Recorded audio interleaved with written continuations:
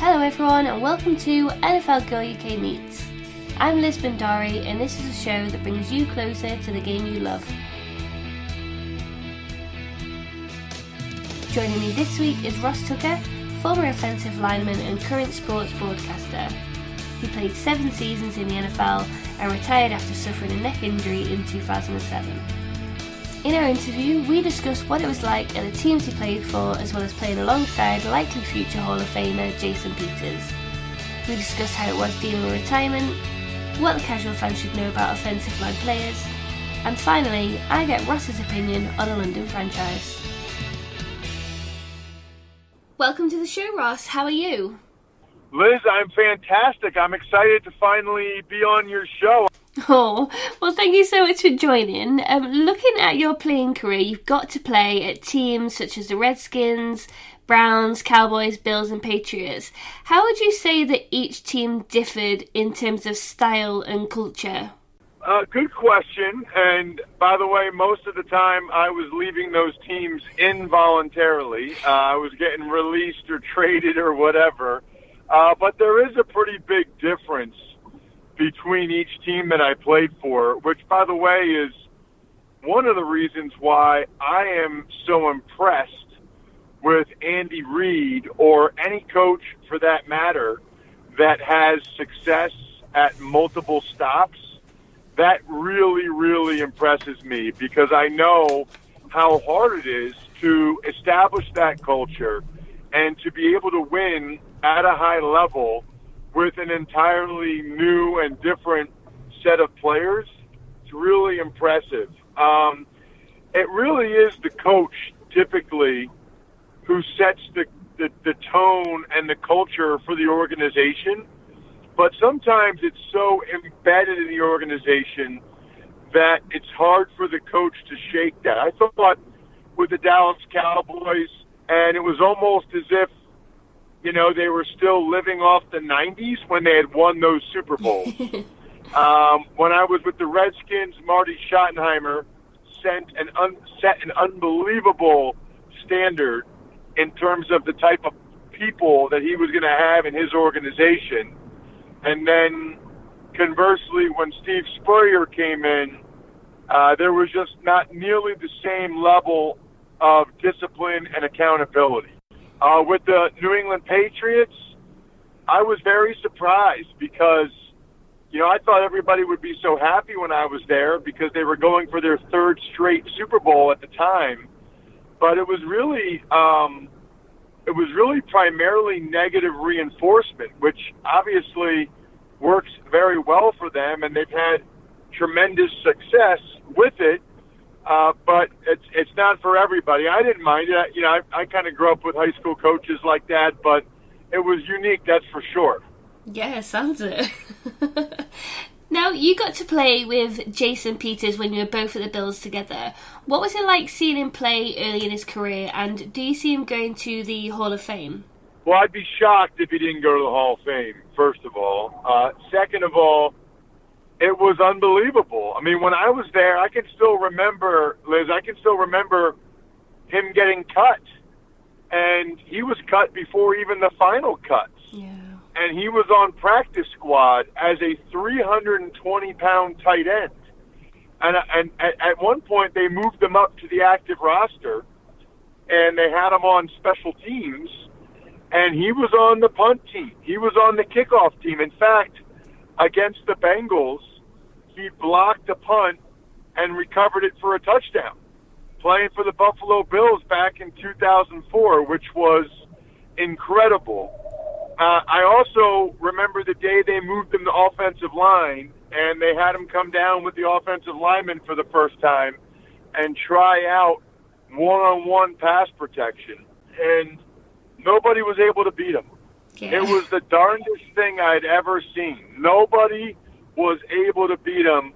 It was crazy, crazy impressive. I mean, I had been doing this since 6th grade, Liz, and he had been doing it for 6 minutes, and he was better than me. Wow. Now, I understand you suffered a neck injury during your 2007 season, which ultimately meant you had to retire. How difficult was it to make that decision, and how did it impact your mental wellness at the time? Well, it wasn't difficult at all because I don't know if very many teams would have wanted me anymore anyway. I was kind of like used goods at that point. And I asked the doctor what he thought, and he said, well, I think you're 28, and you went to Princeton, and you should get a real job now. Because I had bruised my spinal cord. And he said, once your spinal cord's been affected or, compromised in some way, it's just not real good after that. So he gave me a couple of potential surgeries if I wanted to try to keep playing. But the reality is I don't think really any other team would have wanted me at that point, especially after I'd already had a back surgery as well. So on some level, I felt some relief that my career was over and that I had a doctor telling me that I should be done. It was almost like I said, I was almost relieved that I was done. The flip side, though, is I'd always looked at myself as a football player.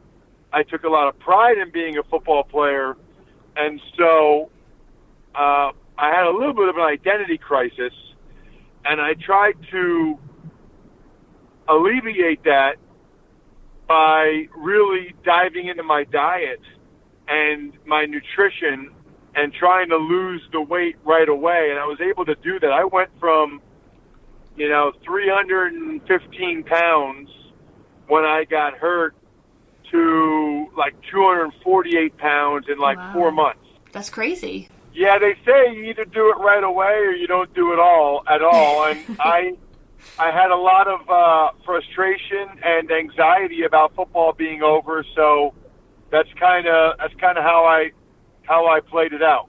Wow.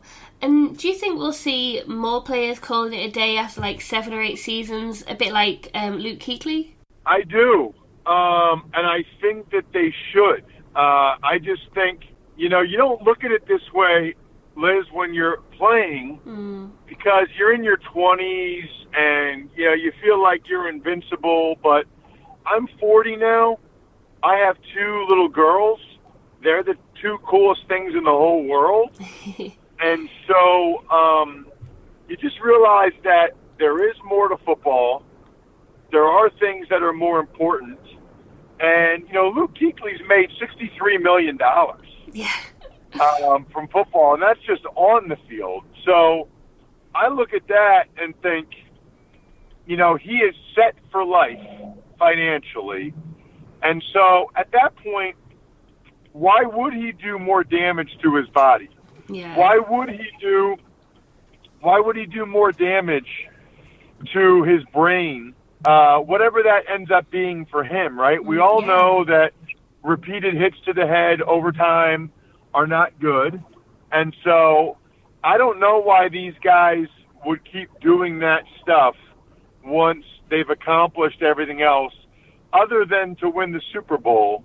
But that's just such a, the odds of winning the Super Bowl are very, very small. So to continue to take that risk for a very small possibility that you'll be able to,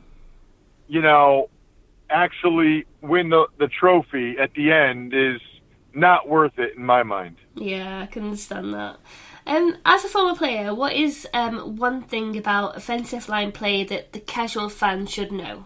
I think that they should know how technically advanced the guys at the professional level are, and that it's so much more than just being big and strong and fast. I think that's what everybody thinks it's all about. But at that level, it's really about your brain and how quickly you anticipate things, how quickly you see things. It's about your football intelligence. And it's also about how good of a craftsman you are. Just like a plumber or a carpenter or an electrician, there are some guys that are more skilled than others. And as a result, they're going to be better at their craft. Well, being an offensive lineman or defensive lineman for that matter, really isn't any different. It's about honing your craft. It's one reason why I'm so impressed by Nick Bosa from the 49ers, because he looks like a guy that's been playing professional football for 10 years, except he's just a rookie, and it's really, really impressive. Now, the game here in the UK, it's ever-growing. We sell out stadiums every time that the teams come over to play.